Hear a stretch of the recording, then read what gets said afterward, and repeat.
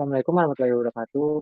Perkenalkan, nama saya Abdul Azam dari Prodi S1 Pendidikan Administrasi Perkantoran. Di sini saya akan memaparkan proposal skripsi saya yang berjudul Pengaruh Praktik Kewirausahaan dan Aplikasi Pendapatan terhadap Minat Berwirausaha Siswa SMK Negeri 62 Jakarta. Yang pertama ada latar belakang penelitian. Ini di latar belakang ini yaitu pengangguran adalah masalah yang dialami semua negara, termasuk Indonesia. Menurut International Monetary Fund, tingkat pengangguran di Indonesia pada 2024 mencapai 5,2% menjadi yang tertinggi di Asia Tenggara. Tingkat pengangguran yang tinggi disebabkan oleh ketidakseimbangan antara jumlah pencari kerja dan posisi yang tersedia. Indonesia masih sangat sulit dalam mengatasi masalah pengangguran. Pertumbuhan penduduk usia kerja dan makin sulitnya mencari pekerjaan merupakan penyebab terjadinya pengangguran. Menurut Badan Statistik Penduduk Usia Kerja pada Februari 2024, sebanyak 214 juta orang, naik sebanyak 2,41 juta orang dibandingkan Februari 2023. Komposisi angkatan kerja pada Februari 2024 terdiri dari 142,18 juta orang penduduk bekerja dan 7,2 juta orang pengangguran. Tingkat pengangguran terbuka lulusan sekolah menengah kejuruan atau SMK masih paling tinggi, yakni 8,62% jika dibandingkan dengan lulusan dengan jenjang pendidikan lainnya pada Februari tahun 2024. Lulusan sekolah menengah kejuruan meningkat, sementara peluang kerja di sektor informal sangat lambat. Karena itu, sektor industri tidak menerima lulusan sekolah menengah kejuruan ini. Mereka mulai mencari pekerjaan atau menjadi pengangguran terbuka. Dalam hal ini, wirausaha dapat menjadi solusi efektif yang jangka panjang untuk mengurangi angka pengangguran dengan menciptakan lapangan kerja sendiri dan menyediakan prospek kerja bagi orang lain.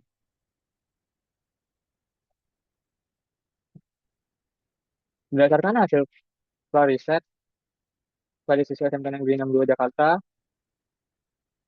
wirausaha menjadi pilihan terendah yaitu sebesar 13,3%. Banyak siswa SMK Negeri 62 Jakarta yang kurang berminat untuk memulai usaha sendiri setelah lulus karena berbagai alasan. Antara lain kurangnya praktik, takut gagal, kurang percaya diri, kurang modal, kurang motivasi, dan akibatnya tidak berminat untuk memulai usaha sendiri.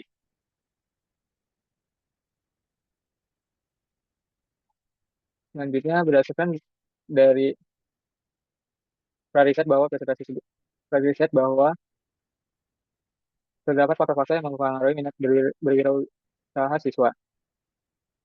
Berdasarkan dari riset tersebut, terdapat sebesar 3,67% praktik kewirausahaan merupakan faktor yang paling dapat mempengaruhi minat berwirausaha, dan di posisi kedua terdapat sebesar 33,3%, yaitu ekspektasi pendapatan dapat mempengaruhi minat berwirausaha.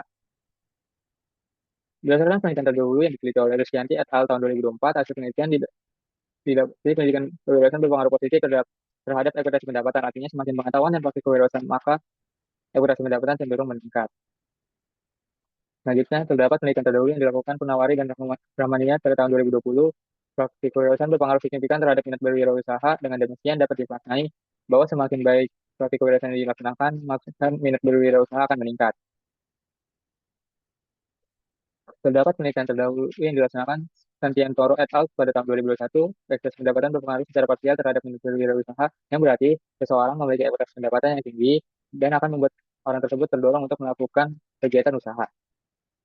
Berdasarkan latar belakang dan fenomena yang didukung data tersebut di atas, bahwa sejumlah faktor seperti ekspektasi pendapatan dan proses kewirausahaan mempengaruhi minat dalam berwirausaha. Dengan hasil tersebut, peneliti melakukan penelitian tentang pengaruh praktik kewirausahaan dan ekspektasi pendapatan terhadap minat berwirausaha siswa SMK Negeri 62 Jakarta. Selanjutnya ada rumusan masalah dari penelitian ini. Yang pertama ada apakah terdapat pengaruh secara langsung praktik kewirausahaan terhadap ekspektasi pendapatan. Yang kedua, apakah terdapat pengaruh secara langsung kewirausahaan terhadap minat berwirausaha. Yang ketiga, apakah terdapat pengaruh secara langsung ekspektasi pendapatan terhadap minat berwirausaha. Yang keempat, apakah terdapat pengaruh secara tidak langsung praktik kewirausahaan melalui ekspektasi pendapatan terhadap minat berwirausaha. Selanjutnya ada tujuan penelitian. Yang pertama, untuk mengetahui, menghitung, dan menguji adanya pengaruh secara langsung antara praktik kewirausahaan terhadap ekspektasi pendapatan. Yang kedua, untuk mengetahui, menghitung, dan menguji adanya pengaruh secara langsung antara praktik kewirausahaan terhadap minat berwirausaha. Yang ketiga, untuk mengetahui, menghitung, dan menguji adanya pengaruh secara langsung antara ekspektasi pendapatan terhadap minat berwirausaha. Yang keempat ada untuk mengetahui, menghitung, dan menguji adanya pengaruh secara tidak langsung antara praktik kewirausahaan melalui ekspektasi pendapatan terhadap minat berwirausaha. Selanjutnya ada manfaat penelitian. Yang pertama ada manfaat teoritis. Manfaatnya adalah hasil penelitian ini diharapkan dapat memberikan pengetahuan dan wawasan yang luas terkait dengan praktik kewirausahaan dan aplikasi pendapatan terhadap minat berwirausaha. Selanjutnya ada manfaat praktis. Yang pertama ada hasil penelitian ini dapat memberikan sumber informasi berguna bagi praktik kewirausahaan. Yang kedua, hasil penelitian ini dapat menjadi referensi dalam sebagai bahan evaluasi dan menyusun kebijakan yang lebih relevan dengan kebutuhan dunia usaha dan minat siswa. Selanjutnya, penelitian ini menggunakan teori of finance behavior yang diusulkan oleh Alexander tahun 1991. Teori ini merupakan evolusi dari relation action theory. Teori of finance behavior artinya seseorang dengan tidak sengaja telah menciptakan sebuah niat atau memotivasi untuk melakukan sesuatu. Suatu perilaku akan ditunjukkan oleh niat atau motivasi sebelum untuk melakukan kegiatan tertentu. Teori ini memiliki tiga komponen, yaitu yang pertama ada attitude. Attitude adalah sikap terhadap perilaku dan mengacu pada tingkat di mana seorang memiliki evaluasi atau penilaian menguntungkan atau tidak menguntungkan terhadap perilaku yang dimaksud. Komponen kedua ada subjective norms, yaitu faktor sosial yang mengacu pada tekanan sosial yang dirasakan untuk melakukan atau tidak melakukan perilaku tersebut. Yang ketiga ada effect behavior control, yaitu tingkat kontrol perilaku yang dirasakan yang seperti yang kita lihat sebelumnya mengacu pada kemudahan atau kesulitan yang dirasakan dalam melakukan perilaku dan ini mencerminkan pengalaman masa lalu serta hambatan dan rintangan yang diantisipasi. Teori ini digunakan karena relevan dengan variabel yang akan diteliti. Selanjutnya ada teori pendukung, minat berwirausaha. Menurut Saputra et al. Tahun 2023, minat berwirausaha adalah kecenderungan seseorang untuk memulai bisnis. Dapat didefinisikan sebagai keinginan dan kesediaan seseorang untuk bekerja keras untuk memenuhi kebutuhan hidupnya dengan mengambil resiko. Selanjutnya, menurut Adjahra et al. Tahun 2023, the desire to launch one's own business in order to satisfy a need and realize the dream of entrepreneurial success is known as entrepreneurial interest. Artinya, keinginan untuk meluncurkan usaha sendiri guna memenuhi kebutuhan dan mewujudkan impian kesuksesan berwirausaha dikenal sebagai minat berwirausaha. Dari definisi tersebut terdapat indikator yang pertama, indikator keinginan, perasaan senang, pelatihan, dan kesiapan untuk berwirausaha. Variabel kedua ada praktik kewirausahaan. Menurut Prasetya et al. Pada tahun 2023, praktik kewirausahaan sebagai penerapan nyata dari teori kewirausahaan yang telah dipelajari siswa sebelumnya. Untuk menemukan sikap baru, kreativitas, tanggung jawab, dan keberanian mengambil risiko, siswa terlibat langsung dengan lingkungan sekitar dalam kewirausahaan. Dari definisi tersebut terdapat indikator yang pertama, penerapan teori kewirausahaan, inovasi, dan pengalaman kewirausahaan. Variabel selanjutnya ada evaluasi pendapatan. Menurut Jumyati et al. Pada tahun 2022, evaluasi pendapatan merupakan harapan seseorang terhadap pendapatan yang akan diperoleh dari hasil usahanya untuk mendapatkan pendapatan yang lebih tinggi dan tidak terbatas. Terdapat indikator dari definisi tersebut. Yang pertama ada pendapatan yang tinggi, kedua pendapatan yang tidak terbatas, dan harapan timbal balik. Selanjutnya ada penelitian terdahulu. Menurut Amalia et al. Pada tahun 2024, penelitian yang berjudul The Influence of Entrepreneurship Learning Practice in Business into Better on Entrepreneurship with Efficacy as a Mediating Variable. Penelitian ini memiliki kesamaan variabel praktik kewirausahaan dan minat berwirausaha. Selanjutnya, penelitian yang diteliti oleh Karunia et al. Pada tahun 2004 yang berjudul The Influence of Income, Education, Family Environment, and Comprehension of Entrepreneurship on Entrepreneurial Interest in Students of the Faculty of Economics of State University of Jakarta. Penelitian ini memiliki kesamaan variabel pada ekspresi pendapatan dan minat berwirausaha. Selanjutnya ada penelitian menurut Setioningrum pada tahun 2002. Penelitian yang berjudul Pengaruh Pendidikan Praktik Kewirausahaan dan Pendapatan terhadap minat berwirausaha mahasiswa. Penelitian ini memiliki kesamaan variabel pada praktik kewirausahaan, ekspresi pendapatan, dan minat berwirausaha. Selanjutnya ada penelitian yang diteliti oleh Maimunah et al. Pada tahun 2023. Penelitian yang berjudul Pengaruh Praktik Kewirausahaan terhadap minat berwirausaha peserta didik kelas 12 pemasaran SMK 8 Pontianak. Penelitian ini memiliki kesamaan variabel praktik kewirausahaan dan minat berwirausaha. Selanjutnya ada kerangka teoritis. Yang pertama, praktik kewirausahaan memiliki pengaruh terhadap ekspresi pendapatan siswa menurut Rina dan Sadiarto pada tahun 2022. Selanjutnya, praktik kewirausahaan memiliki pengaruh yang signifikan pada minat berwirausaha. Dengan demikian, dapat dikatakan bahwa semakin baik praktik kewirausahaan, semakin besar keinginan berwirausaha cenderung tumbuh. Hal ini menurut penelitian Purnamasari dan Rahmania pada tahun 2020 dan penelitian Al-Mali et al. Pada tahun 2024. Selanjutnya, reputasi pendapatan merupakan faktor yang penting mempengaruhi minat berwirausaha. Hal ini dikatakan dalam penelitian Kaironisa et al. Pada tahun 2004 dan Faktariana et al. Pada tahun 2021.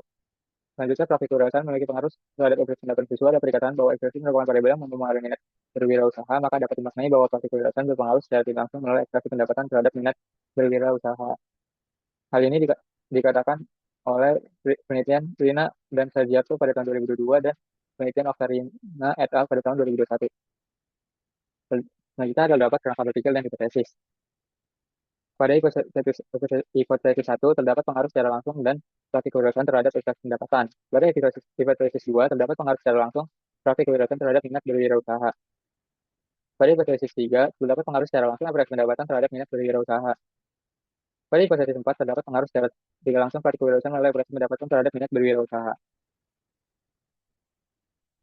Selanjutnya ada metode penelitian. Yang pertama, tempat dan waktu penelitian. Penelitian ini dilaksanakan di SMK Negeri 62 Jakarta yang terletak di Lenteng Agung, Jakarta Selatan. Penelitian ini dilaksanakan pada bulan Oktober 2024 hingga Juli 2025. Jurusan penelitian ini menggunakan pendekatan metode kuantitatif deskriptif kausalitas. Tujuan dari metode deskriptif ini adalah untuk secara faktual dan cermat mengelompokkan fakta antara karakteristik populasi atau bidang tertentu. Sedangkan untuk menentukan apakah ada kemungkinan itu pengaruh secara sebab akibat, menggunakan metode kausalitas dengan mengamati dampak seperti ini sambil mencari penyebab yang mendasarinya. Penelitian dilakukan dengan memulai dengan menentukan bagaimana satu variabel mempengaruhi variabel lain sebelum mencari faktor penyebab potensial. Selanjutnya ada populasi. Pada penelitian ini populasinya yaitu siswa SMK Negeri Jakarta kelas 10 dan kelas 11 yang berjumlah 355 siswa dari semua kompetensi.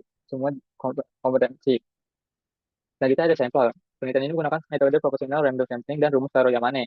Maka sampel berjumlah 188 siswa. Selanjutnya ada teknik pengumpulan data. Penelitian ini menggunakan data primer menggunakan kuesioner yang diberikan kepada responden dengan dengan menggunakan penilaian skala peringkat yaitu 1 sampai 5.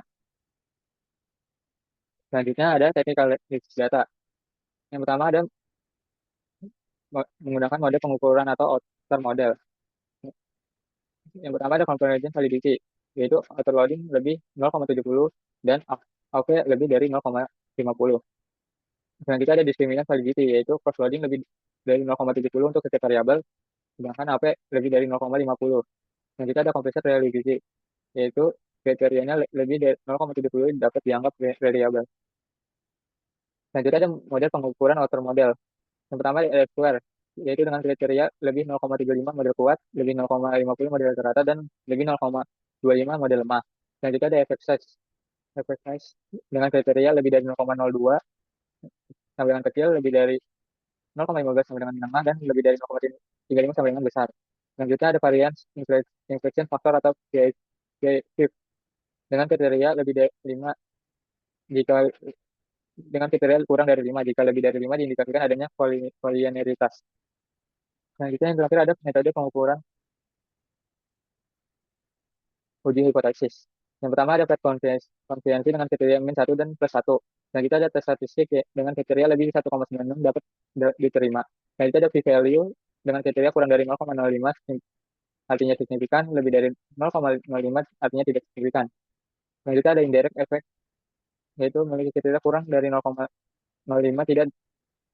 tidak langsung signifikan dan lebih dari 0,05 tidak langsung tidak signifikan. Sekian pemaparan proposal ya, kurang lebihnya mohon maaf. Wassalamualaikum warahmatullahi wabarakatuh.